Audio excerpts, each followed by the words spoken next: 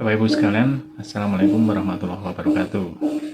Saya Tri Johari dari Bandung, lahir 8 April 1963, Jogja. Jadi saya udah 61 tahun, tapi alhamdulillah masih sehat. Anak ketiga dari 7 bersaudara. Saya menikah tahun 1993, punya 2 anak. Satu umur 30, udah kerja di CNN ya, lulus Unisba sebagai kameramen. Yang kedua perempuan, yang tadi laki-laki, lulusan ITB, jadi guru bahasa Indonesia untuk bule-bule ya, di internet ya, kerja online di situ. Saya dari SD sampai perguruan tinggi sekolah di Jogja ya, mulai dari SD KTP 1, SMP Negeri 4, SMA Negeri 6, dan di ilmu komunikasi UGM ya, lulus 88. Saya kerja pertama tahun 82 di Wonosobo ya, sebagai operator di TVRI Satuan Transmisi Garung ya, perbatasan Temanggung, daerah Gunung Sumbing.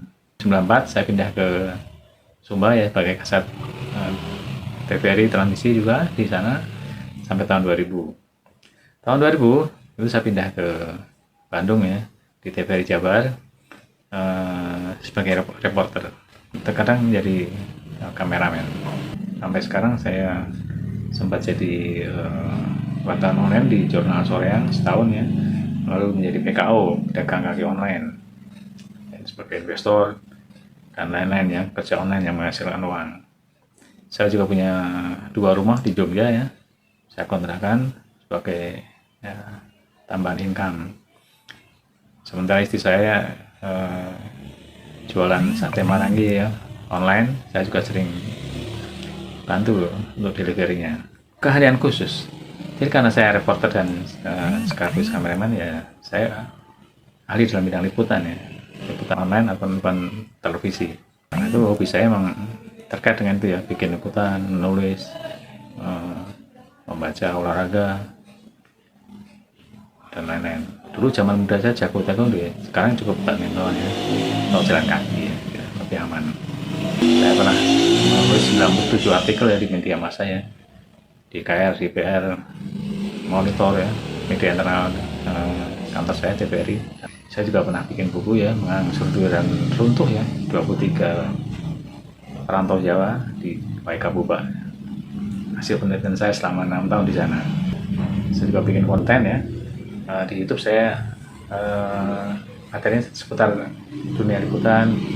Ada juga yang charity ya, yang saya suka, orang-orang duafa gitu ada. Jadi terkait dengan Yaga Yingde juga. Kenapa saya bergabung dengan Yaga Yingde?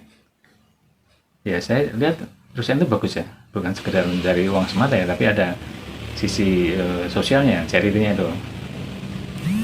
Ini perusahaan besar yang saya tahu dari browsing internet ya, yang menghadirkan bukan semata keuntungan tapi juga aspek sosialnya. Tentu saya juga pengen membantu ya keluarga ya, orang miskin, dan juga tim saya supaya berpenghasilan.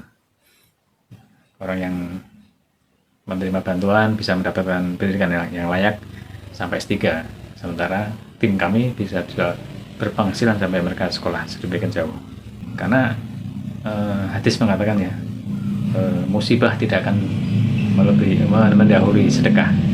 Itu yang diriwayatkan oleh Imam Baihaqi. Dan sepengalaman saya, sedekah itu bukan hanya berguna bagi penerimanya, justru pada pemberi sedekahnya itu juga bermanfaat. Pernah saya kan waktu saya hampir ketipu ya di Bandara Incheon di Seoul, saya dititipi perempuan ya barang ya, karena nggak ada prasangka apa-apa, saya terima aja. Tapi saya diingatkan oleh petugas sana, you must be responsible with that luggage. Waduh, saya harus bertanggung jawab pada barang itu. Saya otomatis nolak kan, bahaya kalau isinya narkoba, bisa habis saya. Saya bilang, I don't want to be responsible with that luggage. Saya bilang sama, saya mau tanggung jawab. Mohon maaf, saya nggak bisa nolong Anda.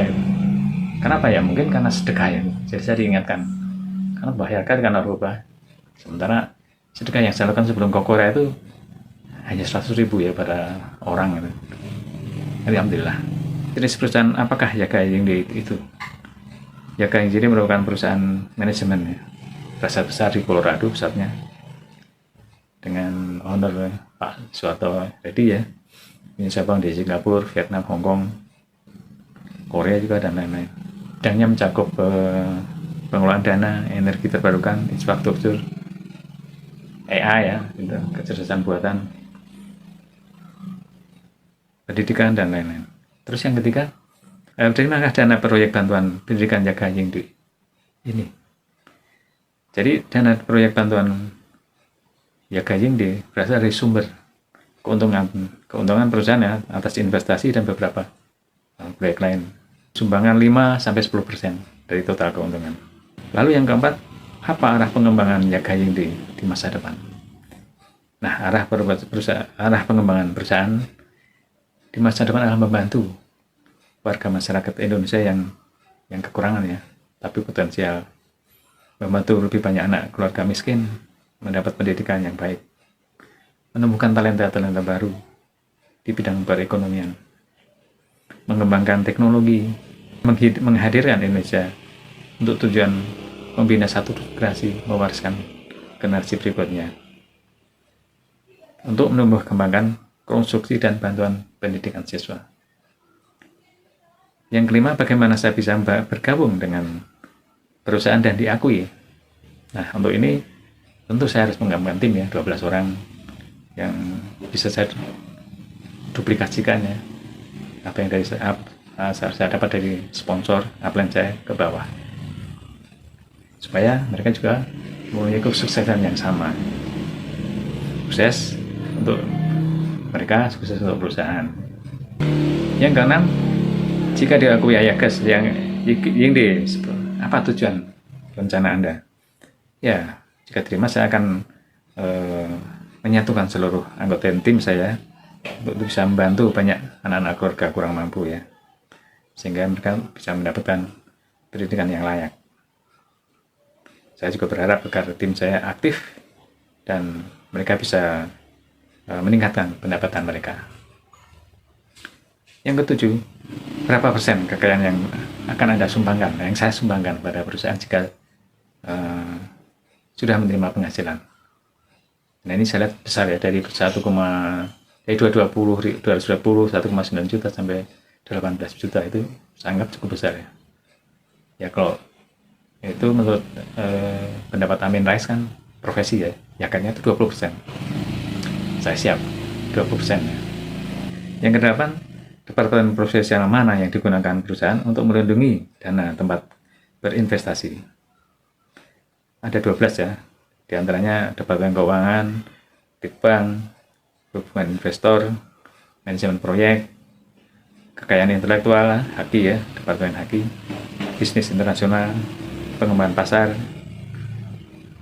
departemen SDM, departemen perencanaan strategis, manajemen risiko, penilaian pasar, dan departemen hukum. Ke-12 departemen itu bertanggung jawab ya pada investasi proyek, menilai risiko, dan analisis pasar. Mereka dikelola oleh keuangan profesional dari Wall Street ya, di Amerika. Demikian, ada kurang dan lebihnya saya mohon maaf. Terima kasih. Wassalamualaikum warahmatullahi wabarakatuh.